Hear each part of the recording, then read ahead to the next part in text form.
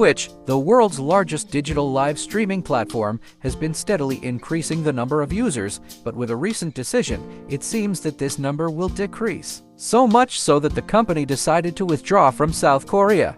This decision, announced by CEO Dean Clancy on the Twitch blog, includes plans to withdraw from South Korea due to the country's high costs. This statement became a topic of discussion on social media. According to the information shared by the CEO, Twitch is struggling to provide services in South Korea due to extremely high costs. Before making this decision, the company first tried to reduce costs. In this context, the broadcast quality was limited to a maximum of 720p. Although Twitch has taken steps to reduce costs, these efforts have been insufficient. Especially in South Korea, the fees paid for network services are many times higher than in many other countries. This makes it very difficult to provide service. Twitch, which continued its service for a while despite making a loss, finally announced that there was no sustainable way to offer more services in South Korea. In this context, the company will no longer provide service as of February 27, 2024.